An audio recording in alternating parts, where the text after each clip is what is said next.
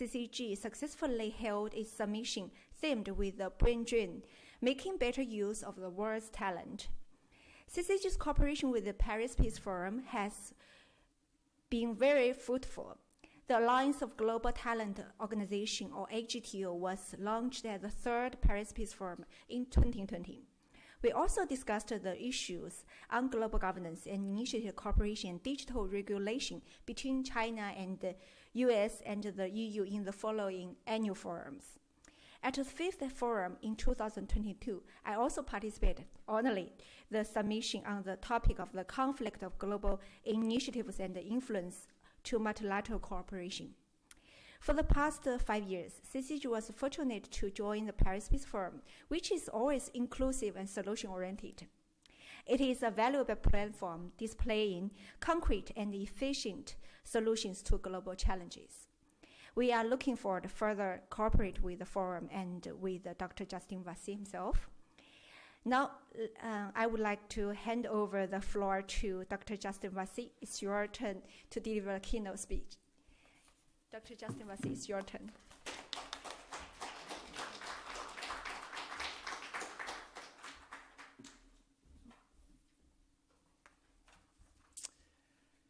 Thank you, Mabel.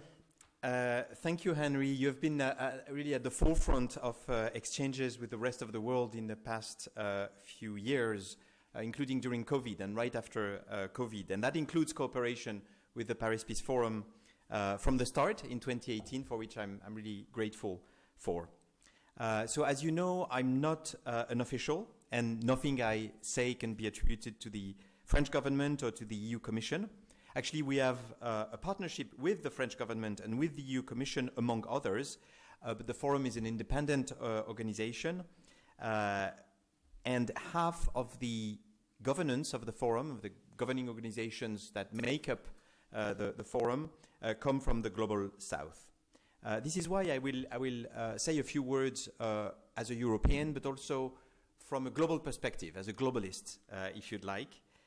And from the vantage point of the Paris Peace Forum, which has been building bridges between North and South, but also between East and West since 2018 to try and address some of the world's most difficult challenges in an innovative way. Each year we've been lucky to have a Chinese delegation, not only one from the Center for China and Globalization, but also a governmental one. Each year, several ministers from Beijing. In 2019, Vice President Wang gave an opening speech. And in 2020, the year of COVID, when we held the edition online, President Xi Jinping intervened through video. Today, I would like to say a few words on the future of global governance in a polarized world. We know two things about the current age of the international system. One, that great power competition is in full swing, especially the US-China rivalry, making competition an inescapable feature of our world. Second, we know that global challenges like climate change and pandemics and others will grow ever more existential for human beings, making cooperation necessary. In the past, if you want a metaphor, passengers of the ship called Planet Earth could quarrel as much as they wanted, they could fight among themselves, the ship would keep sailing. But with climate change, disappearing biodiversity, dangerous pandemics, and the perils of technology, passengers just can't ignore the icebergs and the storms coming, and they need to face them together one way or the other. So the question is, how do we combine, how do we articulate competition with cooperation, the inevitable with the necessary? Let me jump to conclusions, so you don't have to listen to the whole speech. I believe the US and China have a responsibility to regulate and moderate their rivalry in the face of global dangers like climate change. And I believe Europe has a responsibility to push in that direction and lead in offering initiatives and solutions for the global public good. Lastly, I believe that other actors than states can help soothe or smooth the competition and help solve global problems. So I will offer 5 remarks in this, to that effect. First remark, the demand for global rules is growing faster than our capacity to produce these rules. And that comes for several reasons. One, because of growing multipolarity. The US, as the dominant power between the 1990s and the 2010s, more or less, used to provide many of the public goods the rest of the world relies on. Let me give you a very, very concrete example, which is one of the areas in which the Paris Peace Forum is active, which is space and the sustainability of orbits. So what happens when a satellite from China or from Egypt or from France or from the US is on a collision course with another one, and as you know, there are more and more satellites and more debris, especially in the low Earth orbit, so there's danger, and there's no space traffic. So it's not like in the street or even like in the air. No one regulates that. So it's a common space, a global common that all humans are using, or at least the spacefaring nations, but that is not regulated. And so what happens when there's a danger of collision is that the 18th Squadron in the US of NORAD sends a collision data message to the owner of the satellite that is in danger in order for that owner of the satellite to either move the satellite or delay it or take any other evasion measure. That can be confirmed by national means. For China or for the EU, for example, has means to be aware of collisions, but basically that service is still pretty much provided by the US. So that example means that because we have an increasing situation of multipolarity, not unipolarity, the US will not keep providing that for the rest of the world for much longer, because it was its interest before, when it was very dominant and when there were not so many objects in space. But right now, because many other nations have grown, starting with China, probably it won't do that. So that's one of the reasons why we need more rules. We need to decide how we administer space traffic and how we make sure that we can enjoy the benefits of space through satellites without having collisions threatening that. A second reason of our big need for rules is technology, because technology is advancing fast and faster than at any other moment in history. It opens up many questions, and as usual, man creates technology and then we have to regulate it, but regulation only comes afterwards. And so we'll have to agree on a number of things in the digital space, in the space domain, also in biotechnologies, and in a number of other domains where we'll need more rules. Third reason is because of the degradation of the planet. As we all know, what the situation is for climate change and the very clear risk of overshooting 1.5, which is pretty much a certainty at this point, and also the disappearance of biodiversity, which is threatening in many other ways. So here, again, we need rules. But of course, the difficulty is agreeing on these rules. I remember about 10 years ago when the EU tried to put in place a system of taxation of emissions for aviation, for planes.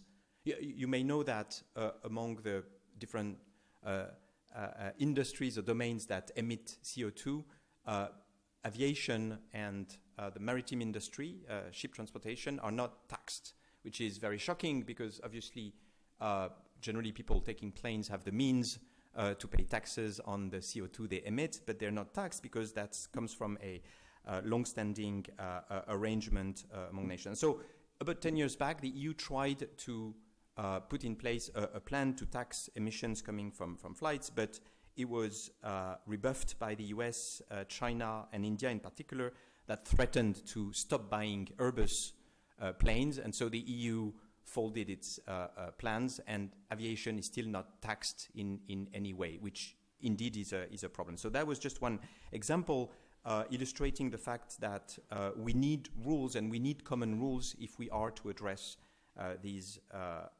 challenges. And the last reason, I think, is that people demand it. That is to say, people are very much aware of these global challenges, and they're asking for rules. And most of the time, national governments cannot provide these rules because these are global problems that ignore borders, and so you need some kind of international coordination to put in place those rules. And there's a sort of a gap that the people can't just address themselves to their government, but there needs to be some kind of cooperation.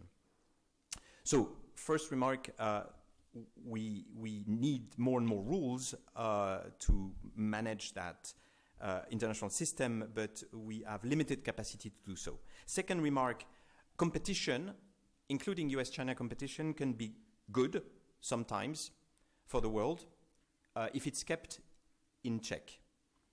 So when you think about competition, it's not altogether bad, right? So if you think of the Cold War, for example, the Cold War prompted the US and Russia and China and Europeans and others to compete, for example, on space issues or on technological process, or on the digital domain, etc.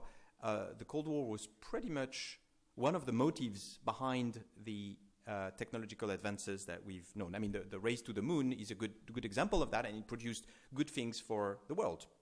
So competition can be good. Let me give you a more recent example, solar panels.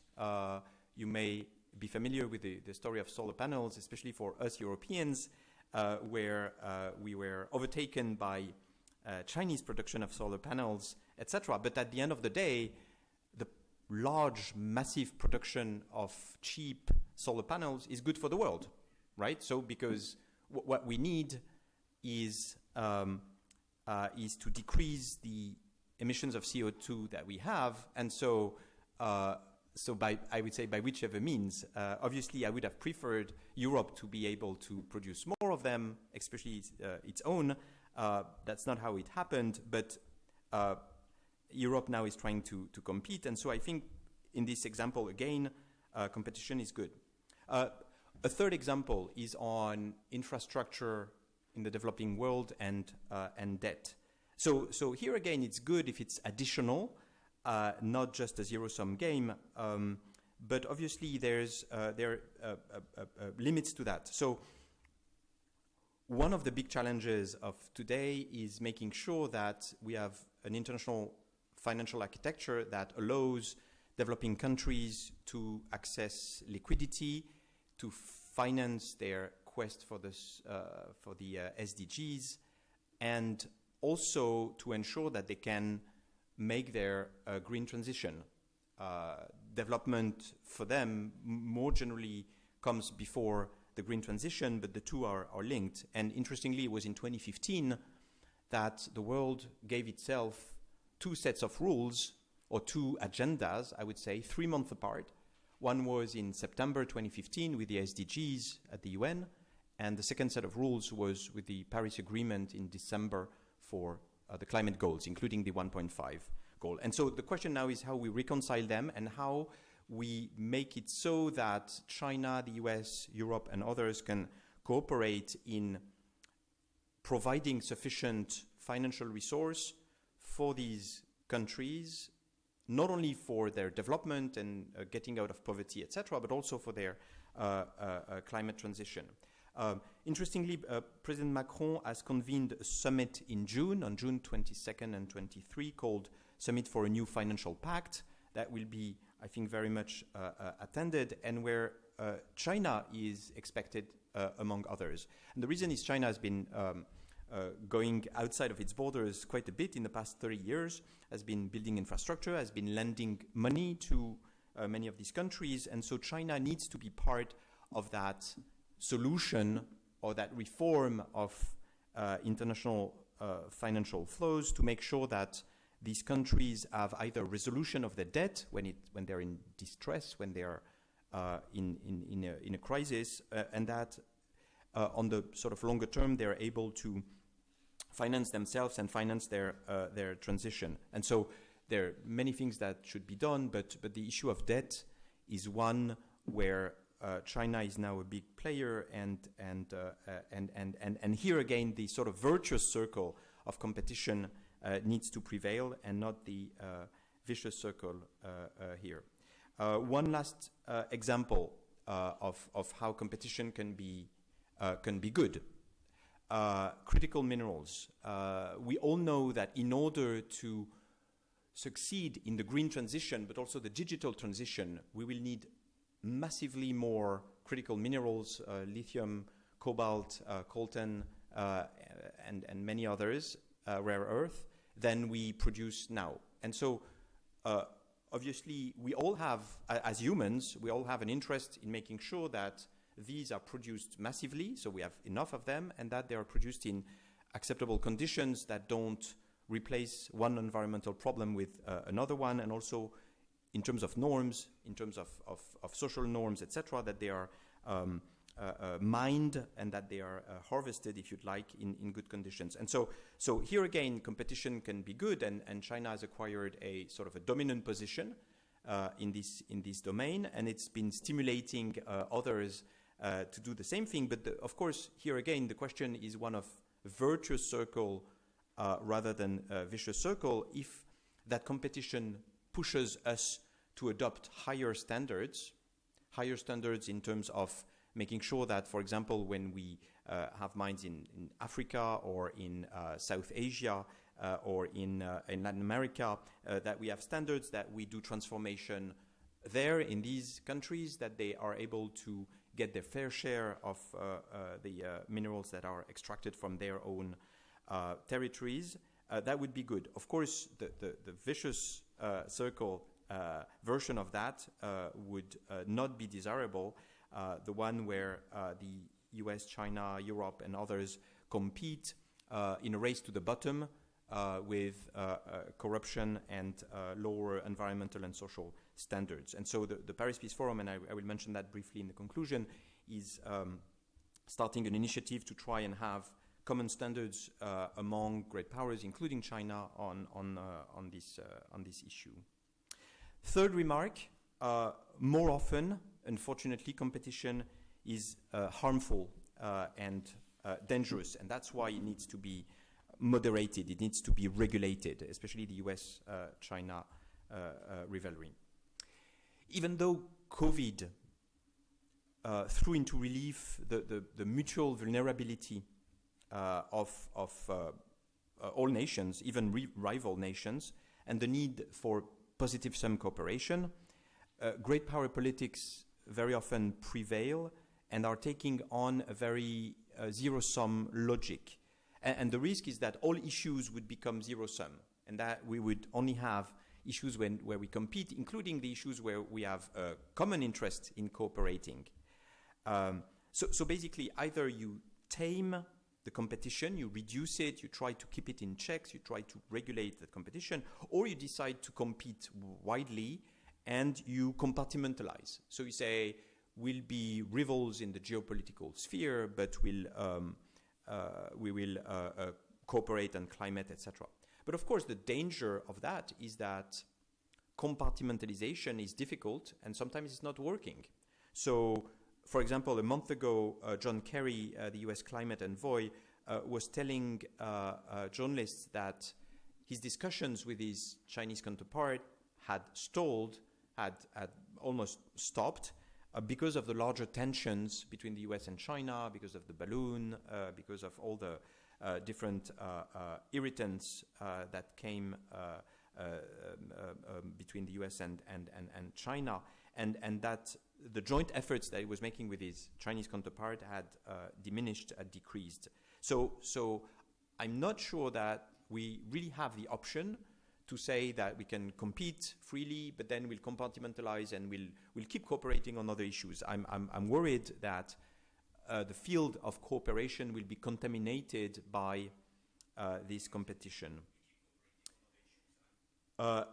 it's even worse because subjects of cooperation can sometimes be taken hostage. We all know the recent tendencies that interdependencies among great powers are weaponized, either through trade sanctions or through the use of migration flows or through the digital domain. So even where it's conceivable that we could cooperate, sometimes it's used as a tool of competition. So sort of buttressing my theory that compartmentalization probably will be very difficult. And so the only solution, in a sense, is really to try and reduce competition. Graham Allison, in that dinner, I'm taking inspiration for these remarks from the dinner that CCG organized at the Munich Security Conference a month and a half ago, where Mabel and Henry were present and kindly invited me, and we had this discussion on climate. And Graham Allison was making the point that it's even conceivable that this could extend to a sort of mad theory, the theory during the Cold War, the mutual assured destruction theory in the nuclear domain. One of the parties taking a global issue hostage in order to compete. And even if we leave the global problems like climate change aside, even extreme tension between the US and China in particular, whether it remains conventional and geopolitical or it becomes nuclear, is just bad news for the rest of the world because polarization will increase. It will have an impact on trade, on the rest of political relations, etc. So I don't think there are other ways than to manage that competition in order to leave some space for cooperation. So fourth point, the situation calls for more leadership on both sides, US, China, but also on Europe's side, to propose a third way and not let that sort of face-to-face situation prevail and have some kind of a triangular relationship. Paradoxically, I think it will be more stable if it's triangular rather than just face-to-face.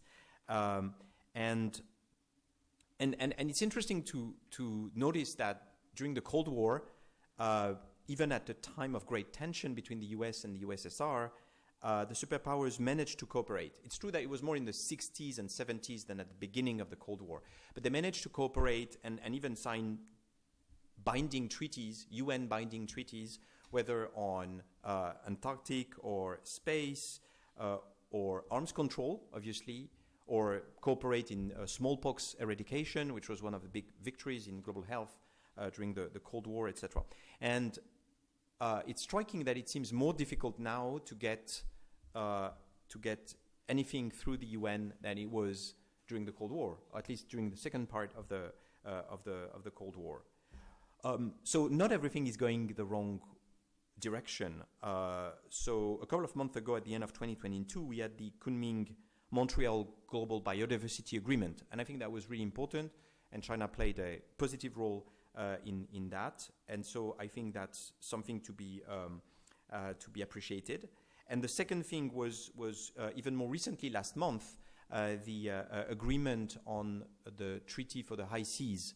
So we don't have the treaty yet, but there was a decisive agreement leading later this year to a treaty. It's called BBNJ, and it's basically about protecting the high seas, everything that is beyond national jurisdiction. And it's really important because protecting biodiversity in this huge swath of planet Earth is really important. So you see, there are some good signs, and I think we can cooperate in the multilateral domain. But if we take a step back and look more generally, things are not great for the rest. So all of this calls for diplomacy, obviously, between the US and China, but also with others. And I think the EU has a lot to offer in that. What President of the EU Commission, Ursula von der Leyen, called diplomatic de-risking rather than decoupling. And I think that's a much more promising route than decoupling, which will necessarily harden lines between the powers, and second, that calls for a reinforcement of the UN and playing the full game of multilateralism. That is to say, binding rules and cooperating on these binding rules. But I think that's not enough, and that leads me to my final point, my fifth point, which is about the Paris Peace Forum, because that's the title of my talk, and that's what we're doing, and I want to talk a bit about it. I think that other forms of cooperation are necessary. That is to say, yes, the US and China should learn more to mix cooperation and competition, the inescapable with the indispensable. But, and I think that Europe can help in this regard, but I also think that civil society and other actors in the international community can help as well. In many domains, anyway, intergovernmental cooperation is largely blocked, or it's not sufficient to address global challenges. And in any case, if you think of it, the world is both more polar and less polar. So you know, we've been talking about bipolarity in the Cold War, then unipolarity, then now multipolarity. Okay, but the question is what is a pole, right? And so the pole is a sort of concentration of power in the hands of a government or a number of government. And so, yes, governments have been taking on more importance during COVID because of rising tensions, etc. All of this reinforces the traditional nation state. That's the whole story of Europe between the 15th, 16th, and 20th century. And the competition among European powers during that period obviously led to European advances in weaponry, technology, economy, etc. So you see, competition was both good and bad. But my point is, yes, we see more importance for governments now that we have more polarization, but also less. And if you look at many domains, you'll see that there are other forces. So let's take in technology in general, we see that in the 20th century, very often technology would be coming from the state. I think nuclear technology, for example, was largely developed by governments and was harnessed by governmental institutions, labs, research apparatus, etc. But if you think of the digital domain that has increased considerably in the last 30 to 40 years, it's largely in the hands of the private industry. And so it's not exactly the same thing. And same you could say for biotechnologies and other aspects of technology that are largely in private hands. Or if you think of many other domains like global health, for example, you see many other actors than governments, philanthropic foundations, for example, NGOs and others. And so there is an array of issues where not only it's more effective, but there are no other way than making progress in a different setting, associating other actors than just governments.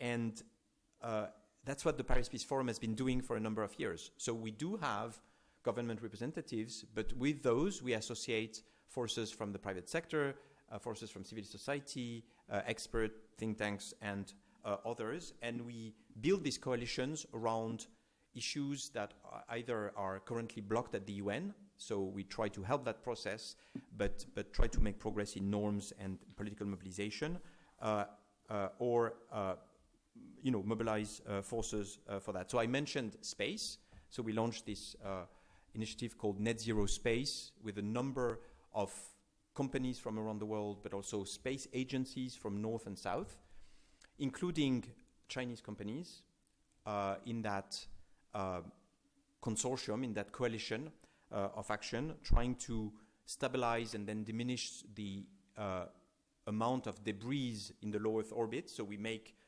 orbit sustainable, and then we can enjoy space for decades and centuries to come. So we don't spoil it like we spoiled many parts of the Earth. So that's the Net Zero Space Initiative.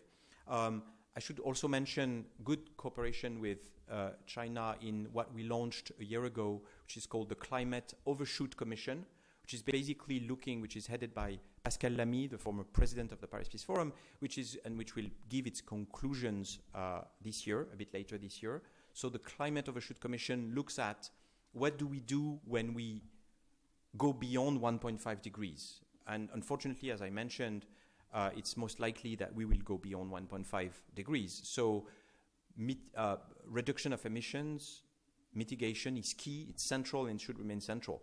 But we have to think a bit further and think about what we do more in terms of adaptation, because we'll suffer through the consequences of climate change. Even if we are very good on mitigation, since it's cumulative, there will be more global warming, so there will be more bad consequences for humans. And also, how do we do with these technologies that could provide part of the solution? How do we put in place some governance? Here again, global governance of this system. And I'm thinking of carbon capture and solar geoengineering.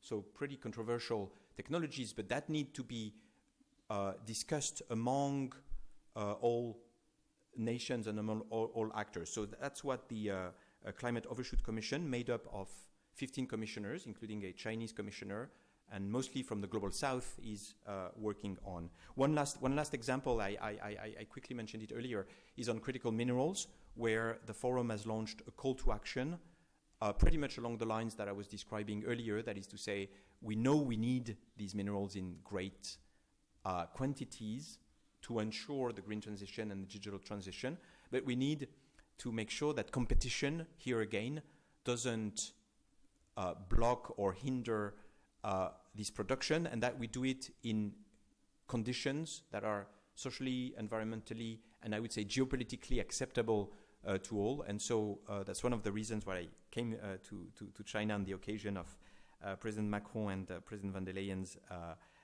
visit to make sure that we can have Chinese participation in this initiative in particular, given China's role there.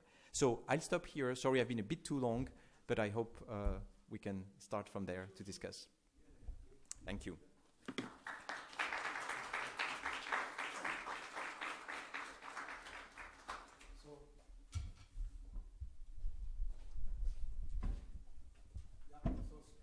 Thank you, Justin, for your excellent speech. Actually, we are very much impressed. You gave 5 points. You gave all the highlights of your findings and your thought, and you really contribute to I think they enriched this French president and the EU president visit to China. So you actually, one day before that, give such excellent remarks here.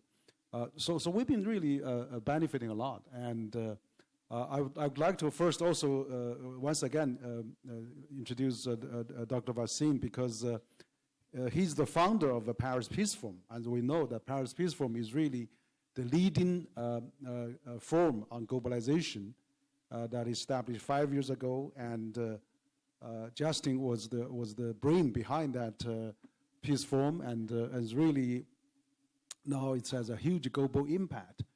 I also remember, vividly on the 2019 that actually President Xi went to Paris, and actually you are instrumental in bringing together President Macron, Chancellor Angela Merkel, and President Wang to have a global governance summit at Paris. So very impressive. Thank you for that. So I think that you gave a very good talk just now about how we can safeguard multilateralism, and you talk about how we can really have a healthy competition, but also avoid bad the negative competition. So those are really great points, and also increase the cooperation as much as we can. So I would like to maybe start with. I know that you come today with a big flight, a lot of journalists and a lot of business and NGOs accompanying Macron's visit. So what do you think of the significance of Macron's visit with EU President von der Leyen this time? And after recently, we just had a Spanish Prime Minister visit last week, where the number of visits, China has had a China Development Forum, and China also has finished the Boao Forum. China is in the open mode, and so we are very thankful for the President Macron's visit and EU President von der Leyen's visit. So maybe tell us a bit about what you see and what you hear, and now you're just coming out of the airport. So we are very grateful. I mean, we have so many people really looking forward to your thought sharing. So maybe I'll start with your thinking about this is again maybe several years before you come back to China, and so love to hear from you. Sure, and actually that's pretty much that would be pretty much my first remark, which is that this trip by Macron and von der Leyen really is the first large visit after COVID. And I think that's really important because direct contact, direct conversation between Europe and China, between France and China in particular, really is important. To that, I would add the importance of people-to-people contact. So you've been a pioneer in that after COVID or towards the end of the COVID period. But I think it's really important that in order to do what I was calling for earlier, that is taming competition and making sure that there's still understanding, I do believe in people-to-people contact. They won't solve everything. They've never stopped wars from being fought, but they help. And so I think that's really important. First time I visited China was a long time ago, like a quarter of a century ago, in the late 1990s. And I remember taking the train and buses, etc., as a backpacker, right, as a tourist. And I think that's an experience that people should be able to keep doing. One of the problems now that I just realized, and maybe CCG can do something about it, is it's very difficult to pay now in China when you're a foreigner. You used to just use cash or credit cards, but of course now pretty much all payment forms are through your smartphone and Alipay, etc. And one of my worries is that it would restrict the sort of free circulation of foreigners or young students visiting China like myself 25 years ago. So that's a point of attention. I really think it's important. So my second point is really people-to-people contact. And then I think thirdly that it's really important to have that sort of triangular discussion. I really believe the face-to-face with the US is not sound, is not good. I know the US pretty well. I'm an historian of US foreign policy, and there is a tendency in Washington to have strong swings of mood. And right now the mood is pretty much anti-China, and it's pretty much bipartisan. And that's one of the few things that Republicans and Democrats can agree on now. So they're very grateful for China because at least there's a dose of bipartisanship on that issue. But joke aside, and it's not really a good matter to joke about, but joke aside, I think we should be very careful at this moment that things have been sort of degrading recently, that we keep this conversation open. And I think Europe, by having a frank conversation with China, but also with the US, can help in this regard. And last point, probably the fourth and last point, would be that it's important to talk about the things we disagree on. That's part of the competition slash cooperation mix.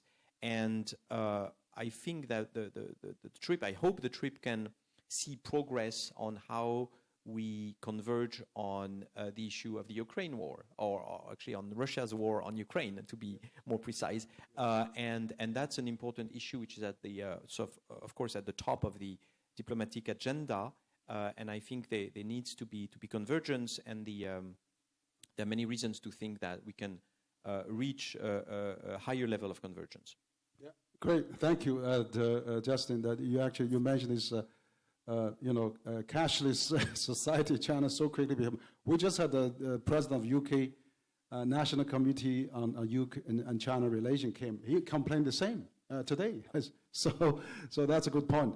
But again, I think this trilateral point is really good. I mean, I think EU now is playing an enormous role, and I was actually even mentioned some time ago. I think we should have this G3 to talk, and French and the EU play such an important role in terms of mitigated relations, tensions between US and China, for example. So I think that is really important. And now that we have this Russian-Ukraine conflict, and I remember last time when Chancellor Scholz come, they had a common understanding that China and Germany said no nuclear war should be fought. Mm-hmm. So that's a very strong message. And so I hope that this time President Macron and von der Leyen come, and President von der Leyen, we can, maybe we have more mutual understanding of each other's position, and then so that we can have a better dialogue to promote the peace, because China has proposed a peace plan, a peace proposal, so that we can further improve that with our European leaders. Now, this time I also noticed that Macron has brought a very large business delegation. There's about 60 business people travel with him, and he's not only going to be in Beijing, he's also traveling to Guangzhou.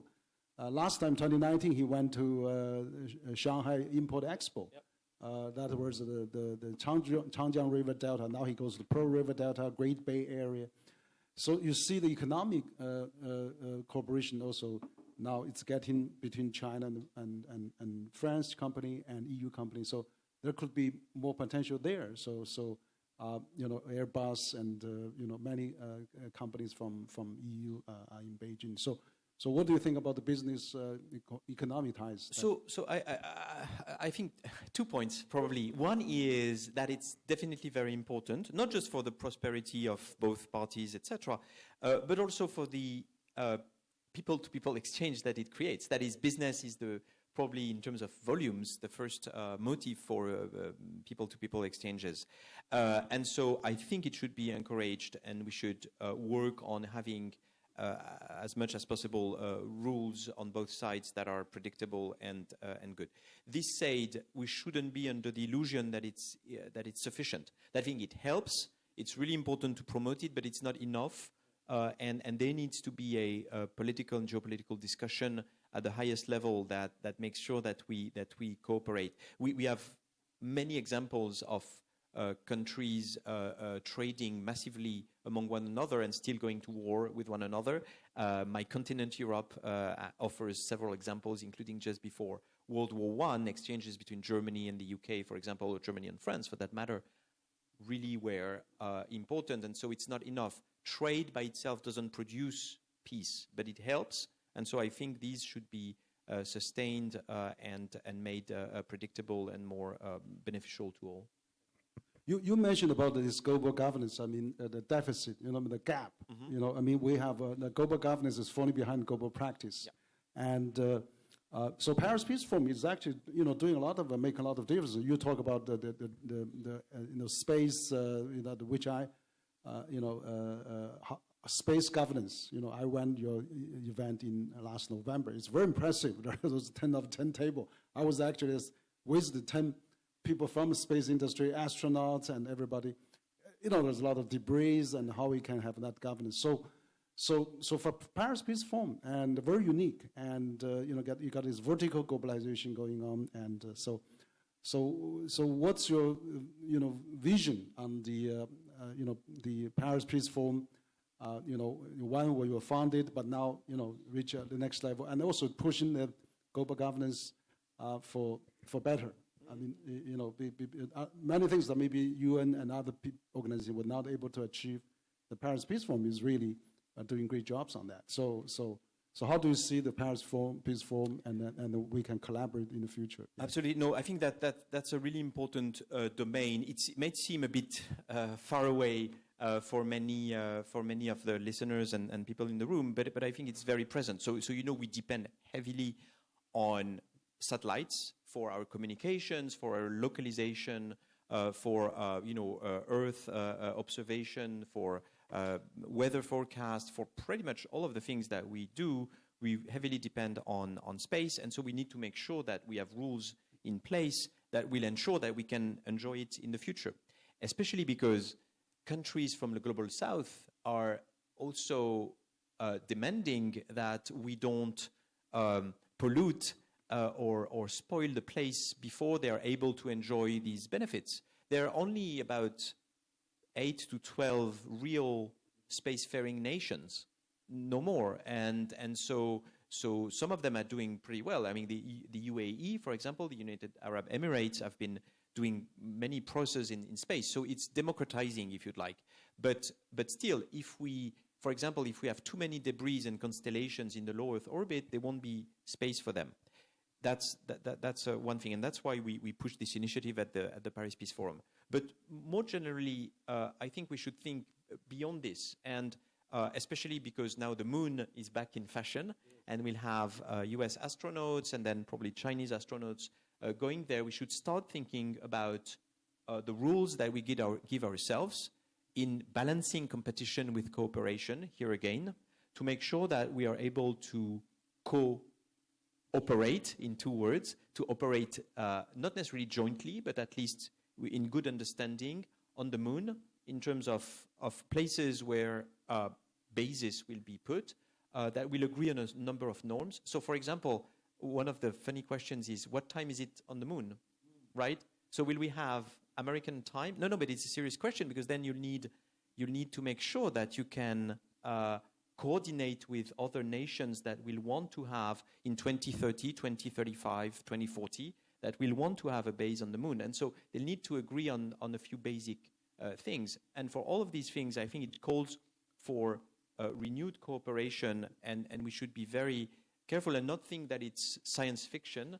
I'm a big fan of Liu Cixin and the 3 bodies problem, and I don't know if I pronounced that correctly. In French, we say Liu Cixin, but I know you don't pronounce it this way. Liu Cixin, if I'm not wrong.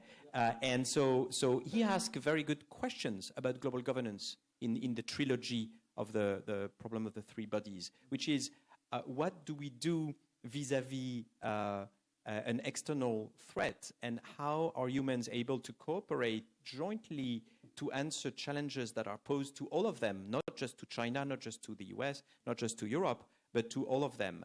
In this case, as you know, for those who have read the book, the risk of an invasion 200 years from now, because it takes time to go from the place where these extraterrestrial people are to the Earth. And I think these are very good questions, and they're very concrete in terms of how we'll be using celestial bodies in the coming years. So that calls for more cooperation, and I'm glad that Paris Peace Forum will be doing more on that. Great, good question. What time now on the moon? But so I'll finish the last question, open to our scholars and audience. I know that you mentioned actually, this biodiversity forum, which Kunming and Montreal just achieved a lot of good things. Actually, it shows can work together. But of course, France is always a country that leading the climate change. We remember we concluded the Paris Accord in Paris. So for the Paris Peace Forum, on that climate change front, on that, this, which is, I think, the biggest consensus that people felt there's urgency to tackle. Of course, also infrastructure, that we talk about that in your speech, and of course, Global South. So are those things also will be still the focus of Paris Peace Forum? Absolutely. We'll keep focusing on climate, on biodiversity, especially the oceans, because the BBNJ treaty, which, as I mentioned, we hope will be concluded soon, the one on the high seas, is really important, but there are many other things. The poles are really important, the North Pole and Antarctica, the Arctic and the Antarctic are really important as well, to make sure that we are able to preserve those in the face of both of the problem of biodiversity and climate, and the two are largely interrelated. So we'll also try to push in there, but also more, I would say, human or social problems like migration, health, global health. We know that what we had with COVID could come back and could be worse than what we have undergone, and I'm not sure we are much better prepared than we were in early 2020. So we need to be better on that. There's a treaty in preparation. It will provide, hopefully, part of the answer, but probably we'll need to do more and have more sort of standing emergency reaction forces or means at our disposal to fight pandemics or epidemics before they become pandemics. And that also calls for international cooperation, because no one has the legitimacy or the means by itself to solve that question. And so Paris Peace Forum will be working on that. Genomics is also, I think, a really important issue. It's here in China that a couple of years ago we had the first CRISPR babies that were with genetic genome modification, and that's something huge. I mean, we have to realize that we now have the means to control the evolution of our own species, right? So this also, so it's not exactly the same thing as managing the oceans or climate, etc. It's slightly different. It's really about technology and what rules we give ourselves. But that also is a question of importance that cannot be dealt with by the US or by China or by Europeans. We need to have at least a discussion around this, and hopefully after that, common rules and a common understanding of the challenges. So that Paris Peace Forum will also start thinking about this issue. That's great. That's really fascinating. You know, Paris under your leadership has undertaken so many initiatives that is really so relevant and so important to the well-being of the world and our society. So now I'll open to the floor, and we'll have some Q&A, and or maybe Andy. Okay, yes. Okay. Sorry.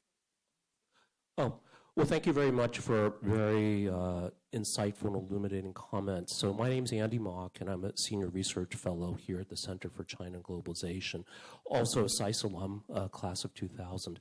And I focus on technology and its impact on global great power relations. And one thing I was curious about, you mentioned a number of very important technology issues, space, genetic engineering. I wonder, what are your thoughts around artificial intelligence? Because you know, for example, Henry Kissinger worries about the literal weaponization of AI, but there's a number of other issues around how should intellectual property rights be considered in an age of generative AI, these sorts of issues. And Europe, of course, has played a leadership role in digital privacy and these areas. So I wonder, what are your thoughts around artificial intelligence? Thank you, Andy. I must say I was a bit taken aback by ChatGPT and the sort of innovations that we saw. I didn't expect them to be of this magnitude.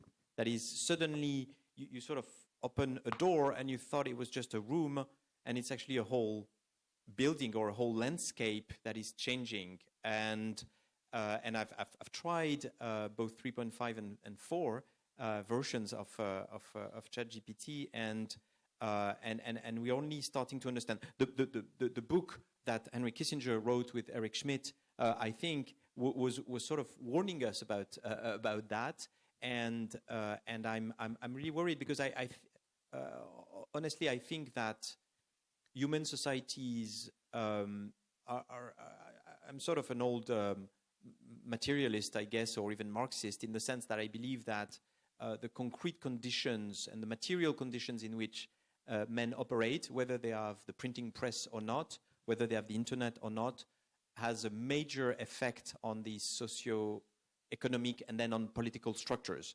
And I think that many of the disorders we've seen in the past 10 to 15 years are indeed linked to the fourth industrial revolution, and in particular social networks and more generally the tech revolution. And it's only starting. And then when you thought that you had a sort of clear vision of what the social networks, for example, how they can sort of challenge the body politic and the normal functioning of institutions, then suddenly you have ChatGPT and generative AI. And I think that it's, once again, another order of magnitude because of the ability to massively produce relevant content, but which cannot be checked by any human mind. That is to say that vastly grows or is much stronger than what we can do. So I'm worried on a number of counts because of that, and we'll certainly be working in this dimension as well. You know, we've seen quite a few, including at the Paris Peace Forum, where we have this call for projects during the spring. It's actually open right now, and we have one of the 10 themes is on AI from late March to late May, so people can apply. We generally have around 400 to 600 applications from around the world, and then they can come present their project during the forum in November. And so we've had a number of projects on AI, and all of them have a common point. Well, actually, they are in two categories.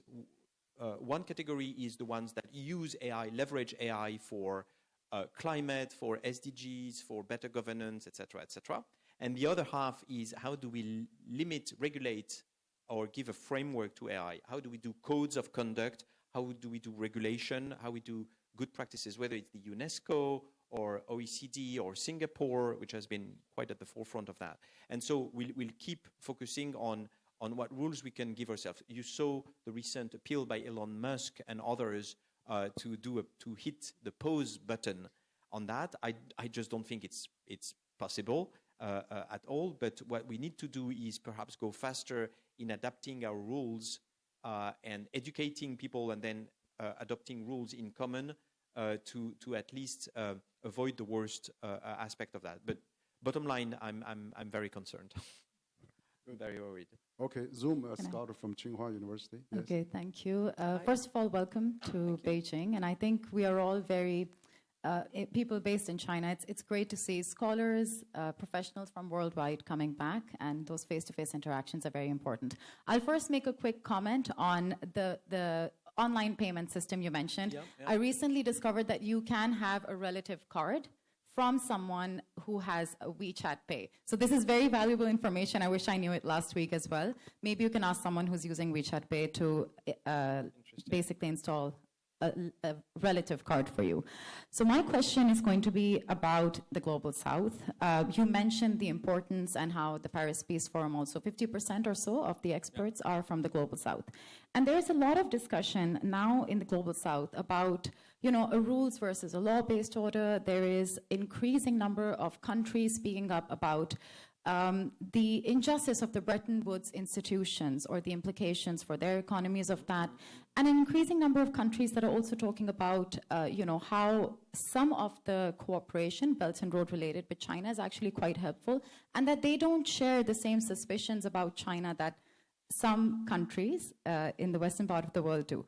So my question for you is, you know, of course, there are broader issues when it comes to SDGs, climate, not only adaptation, but also injustice, and a need to enhance the perspective of the Global South so that it reflects the rules or laws here on that we will establish as a global community.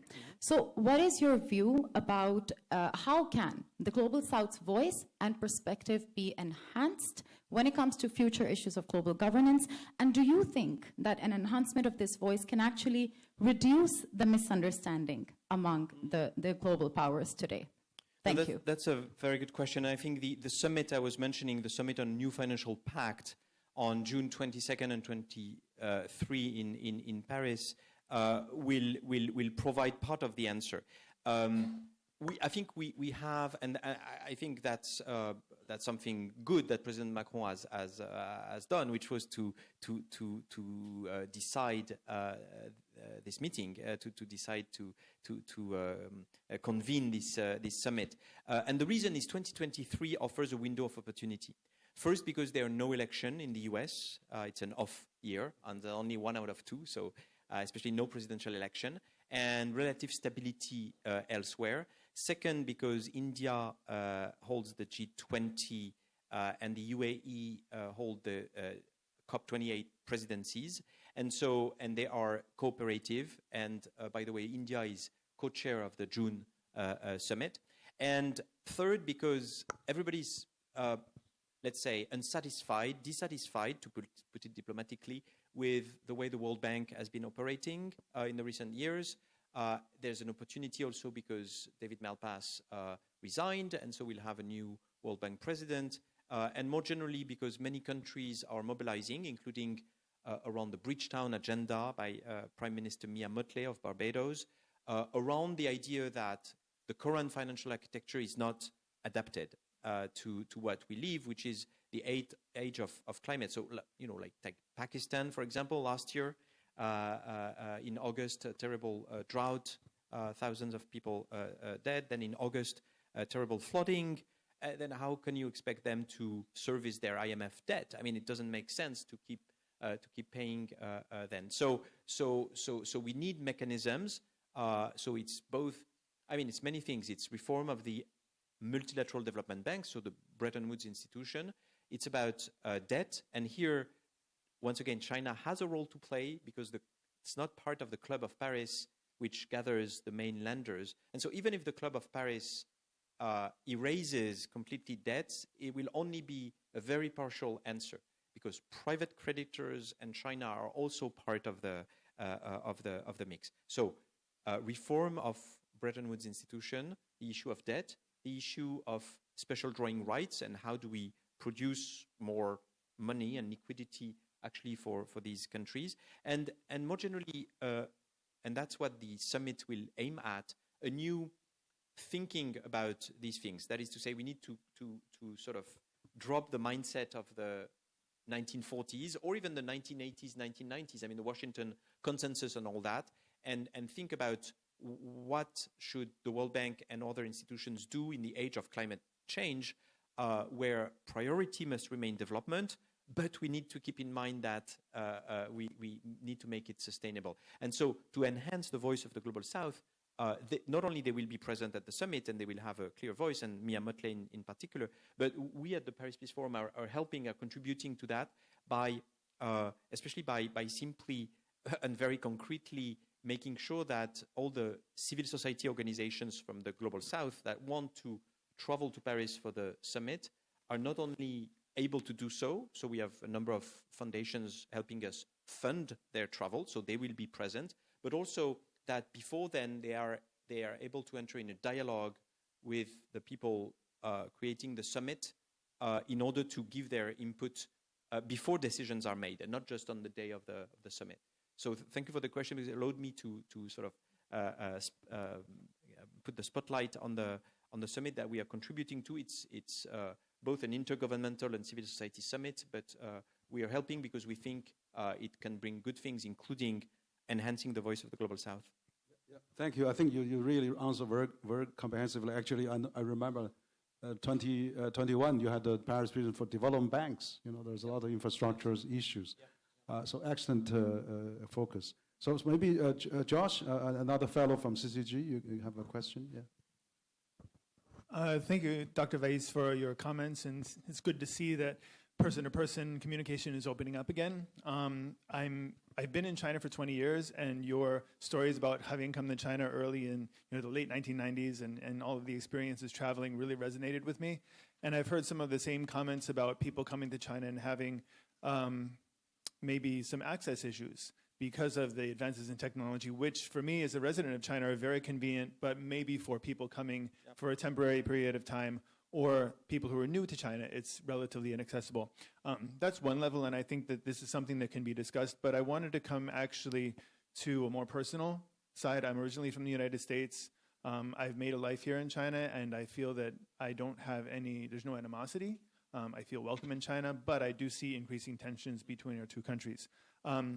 And in the overall global conversation, people are talking about how the EU, European countries or European organizations can act as a balancing force or a fulcrum in kind of addressing issues that the US and China need to come to agreement on, whether it's climate, whether it's interpersonal exchange, or even more political issues.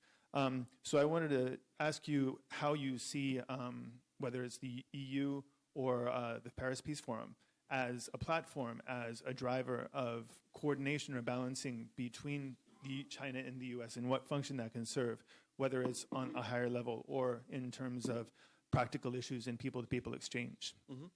Yeah, absolutely. No, I really believe in the role of the forum, of the Paris Peace Forum in particular, to bring together East and West, and I want to increase that role because it will be more and more necessary.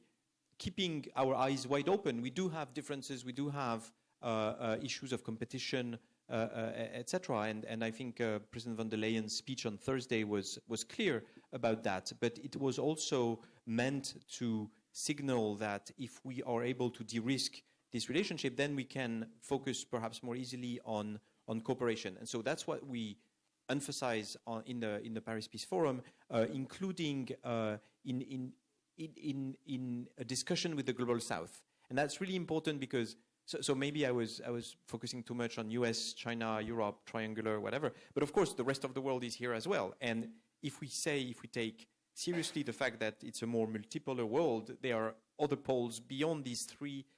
There's India, obviously. There are more and more independent-minded nations in the Middle East. And so it's a more complex world. It's a more messy world also. But places like the Forum can, by working on very concrete things like space debris, like critical minerals, like cybersecurity and other issues, I think can create consensus, not just among experts. That is an important level. But what we try to do at the Forum is go one step further, which is to create coalitions with companies, with governments, with civil society organizations to actually create norms, create political organization, create political momentum wherever we feel that the UN is not enough or that we want to be helpful to the UN processes. And so, yeah, that's what we'll keep in mind. We are in Europe. It's the Paris Peace Forum. It's global, but of course it's located in Europe, but it's really wide open. And I invite everyone who wants to come. It's still a pretty open dialogue, contrary to other platforms that are, or other global events that are more closed to the general public, that we can still cooperate. I'm worried that as success grows, we'll be forced to restrict access more and more, but so far it's open, and also open to new initiatives to make sure that we can work on these new domains and meaningfully work, have some impact, not just talk about these things. Yeah, thank you, Justin. I think it's fascinating to hear your talk and give all the ideas, suggestions, recommendations, and great insight into the global view. I mean, Dr. Vaïsse is, of course, very knowledgeable. You've been working at the Brookings and the French government, and, of course, 5 years as the Director General of the Paris Peace Forum. And, of course, I think that Paris Peace Forum is getting their name well known now in China, and you just said, you know, every year, every Paris Forum is open for proposals and for people to come. So this time you're accompanying President Macron visit and you know, taking all the time to speak at the CCG. So we feel very you know, grateful and very constructive. I think very useful dialogue. I think this visit by French President Macron and President von der Leyen will be really another big a step in the right direction for in improving the China-EU relation, but also stabilizing the world. And I think we'll digest and we'll really amplify many of the discussion we had here. So I think we're probably running out of time. I know there's still quite a few reporters will interview you. We'll you know, speak to you after this section. So on behalf of CCG and of course on all the fellows and scholars and audience here and also all the media, we appreciate you taking time out of the you know, you're just arriving in China and come to CCG. So we hope that we'll continue to collaborate with Paris Peace Forum, and we'd like to have a Paris Peace come to China to have an event someday. So once again, thank you and appreciate your coming. Thank you. Thank you, Henry. Thank you, Mabel.